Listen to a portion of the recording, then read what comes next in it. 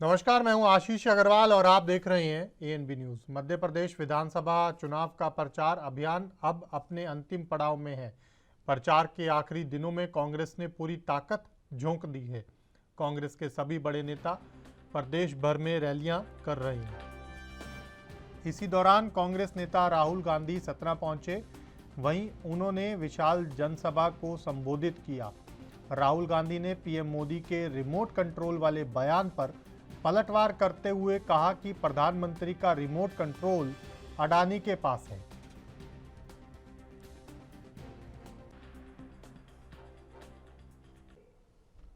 तो अदानी उस पैसे को कहां खर्च करता है?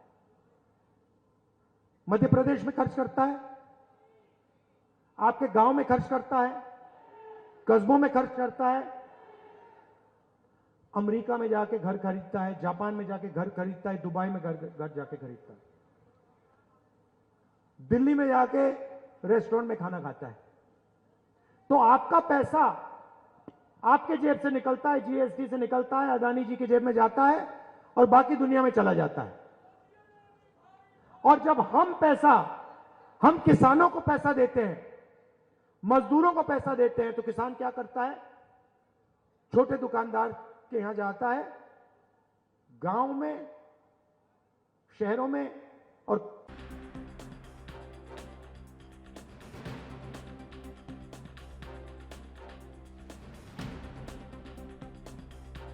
तो आपको बता दें कि कांग्रेस और बीजेपी के बीच सियासी युद्ध लगातार बढ़ता हुआ नजर आ रहा है।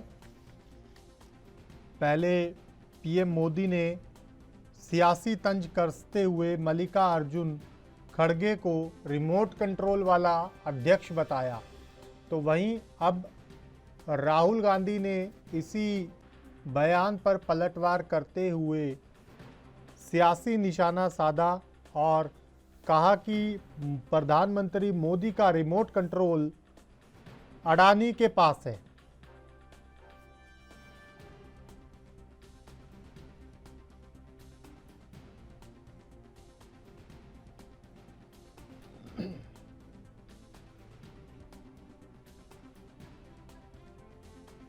लगातार कांग्रेस और बीजेपी के बीच आरोप प्रत्यारोप का सिलसिला बढ़ता जा रहा है।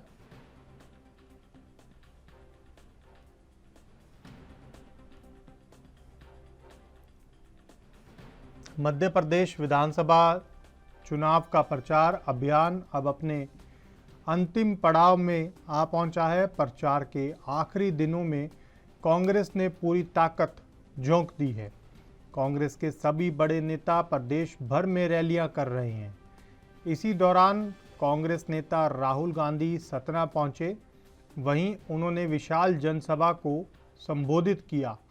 राहुल गांधी ने पीएम मोदी के रिमोट कंट्रोल वाले बयान पर भी पलटवार करते हुए कहा कि प्रधानमंत्री का रिमोट कंट्रोल अडानी के पास है।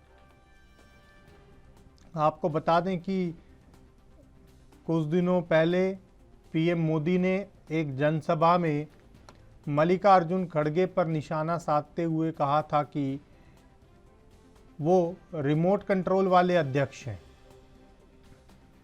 अब इसी पर राहुल गांधी ने पलटवार किया है और कांग्रेस और बीजेपी के बीच लगातार सियासी जुबानी जंग तेज होती हुई नजर आ रही है।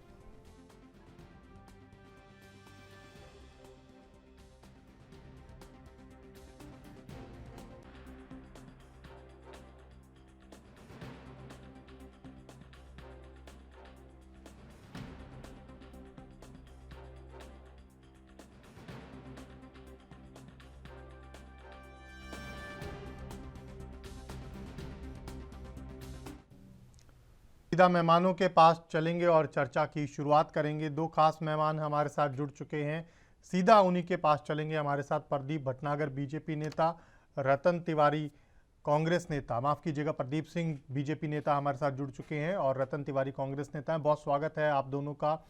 शुरुआत मैं सबसे पहले आपसे ही करना चाहूँगा रतन जी। लगातार ये जो सियासी जुबानी जंग का सिलसिला है वो बढ़ता जा रहा है। आरोप प्रत्यारोप तक तो ठीक था, लेकिन ये रिमोट कंट्रोल वाला नया जो सियासी शिगुफा छिड़ गया है, क्या ये ठीक है? क्या ऐसा नहीं लगता कि ये निजी टिप्पणियां एक तरह से शुरू हो गई हैं? सबसे पहले आशीष जी, आपको पूरे देशवासियों को धनतेरस की हार्दिक शुभकामनाएं। देखिए, शुरुआत अगर इस देश में लगातार अगर किसी भी चीज की होती है तो भारतीय जनता पार्टी के नेताओं द्वारा। जब हमारी यूपीए सरकार थी, डॉक्टर मनमोहन सिंह जी के ऊपर यही भारतीय जनता पार्टी के लोग, यही प्रधानमंत्री नरेंद्र मोदी आरोप लगाते थे रिमोट कंट्रोल के चलने में। आज मल्लिकार्जुन खड़गे साहब हमारे अध्यक्ष हैं, 9000 पीसीसी डेलीगेट है, उनको चुन के राष्ट्रीय अध्यक्ष बनाया है।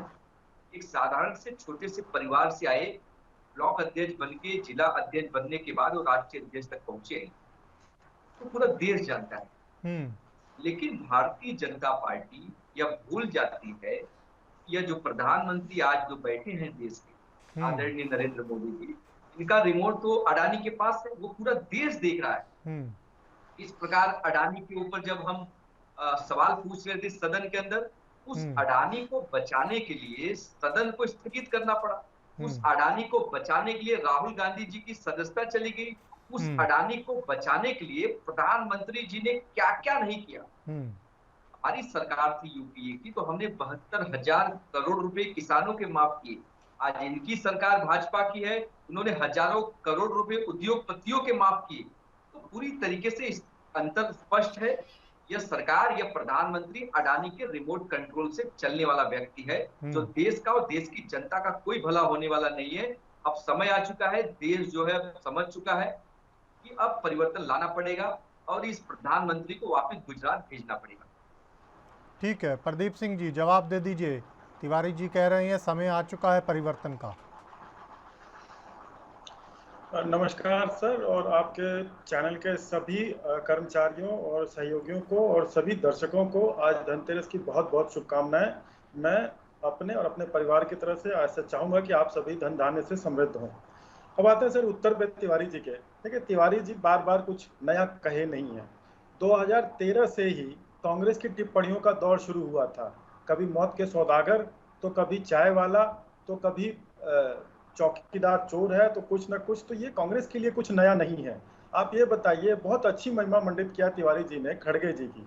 तो खड़गे जी निश्चित तौर पे बहुत ही वीरतापूर्व उन्होंने काम किया है कि 20 वर्षों से एक परिवार में जो अध्यक्ष पद था उसको छोड़ करके, उसको बाहर करके खुद अध्यक्ष बने। अब उनकी इतनी शक्ति है तभी वो बने। अब उस पे क्या है कि अब राहुल गांधी जी कार्यकर्ता हैं अपनी पार्टी के, तो अध्यक्ष की बात नहीं मानेंगे तो किसकी बात मानेंगे। और आप जो है कुछ नया आरोप खोजिए, कुछ ऐसा खोजिए जिससे जनता कन्विंस हो जी। इन आरोपों को अब कौन सुनता है? बार बार एक ही गाना, एक ही ड्रेस पहनने से किसी को क्या कोई बहुत इफेक्टिव थोड़ी हो जाता है। परिवर्तन प्रकृति का नियम है। तो विपक्ष को चाहिए कि कुछ नया करें, कुछ सरकार के कामों में टिप्पणी करें जिससे कि सरकार उसको सकारात्मक रूप में लेकर के चले। आप व्यक्तिगत हो जाते हैं, हमारे नेता पे आप व्यक्तिगत टिप्पणी करते हैं, और जब माकूल जवाब दिया जाता है तो कांग्रेस के देखिए बड़ा कठिन कार्य है। कांग्रेस का प्रवक्ता होना आज के समय में बहुत कठिन कार्य है। मैं समझ सकता हूं तिवारी जी जिस प्रकार से डिफेंड कर रहे हैं, ये सराहनीय है, इसकी सराहना की जानी चाहिए। लेकिन कांग्रेस की जो मुख्य धारा है, जो मुख्य लोग हैं, उनके पास सब कुछ नया बचा ही नहीं है कि वो कुछ कहें नया या कुछ ऐसा करें। अभी इंडी गठबंधन का क्या हाल होगा, तो ये देखिए ये जुझलाहट है। हारता हुआ खेल जब हाथ से निकल रहा होता है ना, तो आदमी आखिरी क्षण तक प्रयास करता है कि कंफर्ट में रहें, लेकिन असल में कंफर्ट में रहने से दुनिया और जिंदगी आगे चलती नहीं है। साहस करने से और जनता के बीच में जा करके जनता का काम करने से और जनता को वो बातें बताने से कि हमने ये किया है और हम आगे भी ऐसा करेंगे, उससे कन्विंस होती है जनता। आपके आरोपों से कन्विंस नहीं होती है। तो कांग्रेस के आरोप बीते 2013 से और अब तक कौन से नए हैं? ये वही ठीक है, आरोपों से कन्विंस नहीं होती है जनता। मैं आऊंगा आप सबके पास। फिलहाल वक्त एक छोटे से ब्रेक का, जल्द लौट रहे हैं।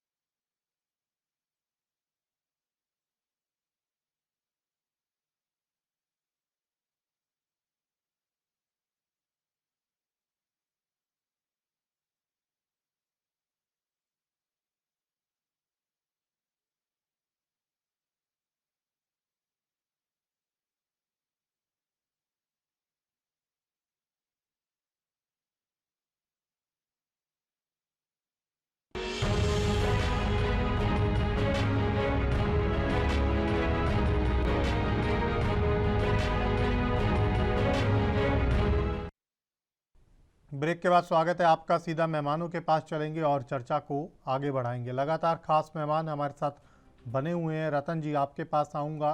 ब्रेक पर जाने से पहले प्रदीप जी कह रहे थे कि कोई नया आरोप लेकर आइए, कोई नए तथ्य लेकर आइए। सवाल उठाना है तो सरकार पर उठाइए। व्यक्तिगत हमले करने से जनता का जनमत मिलने वाला नहीं है कांग्रेस को। बहुत अच्छी बात की आशीष जी, लेकिन ये भूल जाते हैं इनके ही प्रधानमंत्री आदरणीय राहुल गांधी जी को सद्दाम हुसैन कह दिया, आदरणीय सोनिया गांधी जी को कांग्रेस की विधवा कह दिया, और डॉक्टर मनमोहन सिंह के ऊपर तो निजी टिप्पणी करते हुए सदन के अंदर प्रधानमंत्री ने कहा कि अगर बाथरूम में रेन कोट पहन के प्रधानमंत्री मनमोहन सिंह जी कैसे नहाते हैं उनसे पूछ लिया जाए। और ऐसे तमाम बहुत सारे आरोप उन्होंने कांग्रेस के नेताओं के ऊपर और गांधी परिवार के ऊपर लगाए। ये चीज इनको भूलनी नहीं चाहिए। हम तो बार बार किसानों की वकालत कर रहे थे, हम तो सरकार से पूछ रहे थे कि लखीमपुर खीरी में इनके केंद्रीय राज्य मंत्री आशीष मिश्रा, जो अजय मिश्रा का पुत्र है, उसने किसानों के ऊपर गाड़ी चढ़ा के किसानों को कुचल दिया। हम तो ये पूछ रहे थे, जो किसान आंदोलन कर रहे थे, आप आंदोलन जीबी कर रहे थे, 750 से 850 किसानों की जान चली गई। हम तो इनसे पूछ रहे थे, मध्य प्रदेश में शिवराज सरकार की पुलिस ने मंदसौर में 5 किसानों को गोली मार दी। हम तो इनसे पूछ रहे थे कि किसानों को आय दुगना कब होगा। हम इनसे तो लगातार पूछ रहे थे आशीष भाई कि भाई ये बता तो दीजिए 15 लाख कब आएंगे, अच्छे दिन कब होंगे, महंगाई कब कम होगी, युवाओं को रोजगार कब मिलेगा। हम तो सरकार से लगातार पूछ रहे थे और सदन के अंदर पूछ रहे थे। हम तो ये भी पूछ रहे थे, गुजरात में जहरीली शराब पी के 70 लोग मर गए तो हमारे राज्यसभा के सांसदों को निलंबित कर दिया। हम तो इनसे सदन में पूछ रहे थे, मणिपुर में तो महिलाओं को निर्वस्त्र घुमाया गया तो हमारे विपक्ष के नेताओं को सस्पेंड क्यों कर दिया गया। तो आशीष जी, हम तो लगातार सरकार से सवाल पूछ रहे हैं, लेकिन सरकार अपने काम का जवाब नहीं दे रही है, अपने काम की जानकारी नहीं दे रही है। सिर्फ धर्म के आधार पे, धर्म के नाम पे राजनीति करने की और अपनी राजनीति चमकाने की कोशिश कर रही है। आप देखिए ना, पिछले 9 सालों में क्या हुआ। ईडी और सीबीआई का दुरुपयोग किया गया, जो विपक्ष की आवाज और विपक्ष के नेताओं को दबाने का काम किया गया, उनको फर्जी केस में फंसाने का काम किया गया, फर्जी केस लगा के उनको जेल में डालने का काम किया। तो जनता समझदार हो चुकी है। हम सरकार के ऊपर और सरकार के जो मुखिया हैं उनके ऊपर तो आरोप लगाएंगे और जवाबदेही सरकार की है, जवाब तो सरकार को देना पड़ेगा। प्रदीप जी, जवाब दीजिए।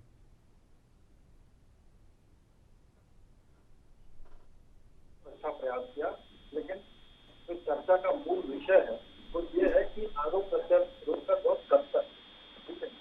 खड़गे जी और राहुल जी जब तक अपने आप को कंट्रोल नहीं करेंगे तब तक ये आरोप इनकी तरफ से छूटते रहेंगे और इनके हाथ में रेत की तरह से मुट्ठी, आप चाहे रेत को मुट्ठी में बांधे तो वैसा होता नहीं, समय और रेत इसी तरह से बहते चले जाते हैं। और इंडी गठबंधन जिसके आप नेतृत्व को करता है तो धीरे धीरे धीरे धीरे धीरे इसी तरह से भटकता जाएगा।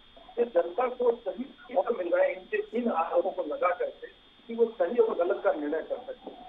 और अगर आप देखेंगे तो पाएंगे कि जो स्थितियां बदल रही हैं, जैसे क्या होता है कि मीडिया के बंधु अपने अपने विचार व्यक्त करते रहते हैं क्योंकि वो भारतीय होते हैं और जैसी स्थिति रहती है वैसे उसको प्रस्तुत करते हैं। अब आप देखेंगे कि कुछ 15-20 दिन या महीने भर उसकी क्या स्थिति थी, जो रिपोर्टें आती थी, अब क्या आ रही है। तो कहने का तात्पर्य यह है कि इनके इन कारणों से वो जो थोड़े बहुत वोट रह रहे थे, जो ट्रेडिशनल वोट थे कांग्रेस के उनके साथ, वो भी अब जागरूक होकर के अपने विचार को बदल करके अब नए निर्णय लेने के लिए तैयार है। देखिए, अगर आप उठा के देखें तो राजनीतिक दल है, आप आरोप लगाएंगे तो आप उसका खंडन करेंगे या आप उससे काउंटर अटैक करेंगे। अब जब काउंटर अटैक थोड़ा ज्यादा तगड़ा हो जाता है तो फिर हाय हाय हाय हाय हाय हाय हाय मार दिया, हाय उदार दिया, हाय पिघला दिया, इस तरह की बातें होती हैं। तो मैं फिर से वही कहूंगा कि शुरुआत कांग्रेस करती है और जब अंत पार्टी करती है या भारतीय जनता पार्टी के कोई नेता करते हैं तो दिलाना प्रारंभ किया जाता है। ये खिलाफ जो है अब नहीं चलेगा। इससे अच्छा है कि आप इसकी शुरुआत ही ना करें तो ज्यादा हिस्सा दें। तो जवाब में मैं यही कहूंगा कि आने वाले जो विधानसभा चुनाव हैं विभिन्न राज्यों से, उसके जब उत्तर आएंगे तो स्वयं पता लग जाएगा कि जनता ने किन आरोपों को माना और किनके आरोपों को झुठला दिया। तो समय बलवान है, तरह की प्रतीक्षा करते हैं और जैसा ही उत्तर आएगा फिर चर्चा को बैठेंगे, फिर चर्चा कर ली जाएगी। कौन करता है? रतन जी, देखिए आशीष जी, बड़ी अच्छी बात इन्होंने की, मल्लिकार्जुन खड़गे साहब का नाम है। लेकिन इनको एक जानकारी होगी कि मल्लिकार्जुन खड़गे जी को 9000 पीसीसी डेलीगेट ने अपना अध्यक्ष चुना है और आपके जेपी नड्डा साहब को बंद कमरे में 2 लोगों ने उनको अध्यक्ष बनाया है। उनका कार्यकाल बढ़ाने का काम भी उन 2 लोगों ने बैठ के किया था। जब से मल्लिकार्जुन खड़गे जी राष्ट्रीय अध्यक्ष बने हैं तो आपने देखा कि उन्होंने अपना गृहराज कर्नाटक में प्रचंड बहुमत से जीता और आपके ही जेपी नड्डा का गृहराज हिमाचल जो है पूरी तरीके से हार का सामना झेलना पड़ा। तो आप समझ सकते हैं कि इस पार्टी का राष्ट्रीय अध्यक्ष कितना दमदार है। और आरोप तो लगाया जाएगा और आरोप हम नहीं लगा रहे, देश के किसान लगा रहे हैं, देश की युवा लगा रहे हैं, देश की महिलाएं लगा रही हैं, देश की जनता लगा रही है। और आप 5 राज्यों की बात करते हैं, हम तो बड़े दावे के साथ बार बार कह रहे हैं, जैसे हमने कर्नाटक जीता, जैसे हमने हिमाचल जीता, उसी प्रकार से आने वाले 5 राज्यों में भी हम अपनी सरकार बनाने जा रहे हैं और प्रचंड बहुमत की सरकार बनाने जा रहे हैं। आप देखिए ना, जाइए मध्य प्रदेश में, मध्य प्रदेश की हवा कह रही है कांग्रेस पार्टी आ रही है, राजस्थान की हवा कह रही है कांग्रेस पार्टी आ रही है, छत्तीसगढ़, मिजोरम, तेलंगाना में भी हम कांग्रेस पार्टी की प्रचंड बहुमत की सरकार बनाने जा रहे हैं।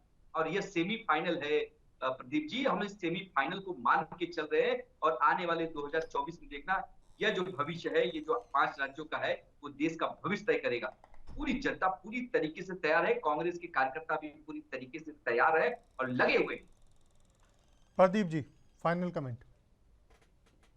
बढ़िया प्रयास राज्यवाली जी का, बहुत ही बढ़िया प्रयास किया इन्होंने, लेकिन ये प्रयास जनता के मत को बदल दे, मुझे इससे थोड़ी शंका है। देखिए 19 में भी क्या हुआ था, 19 के आम चुनाव से पहले क्या हुआ था और उसके बाद किस तरह क्या आया, फिर ये 23 है तो 24 का अवसर कैसा आएगा। तो देखिए क्या है, कुछ कन्वेंशनल सीटें हैं जैसे राजस्थान, उत्तराखंड और हिमाचल प्रदेश का आदरणीय तिवारी जी ने नाम लिया।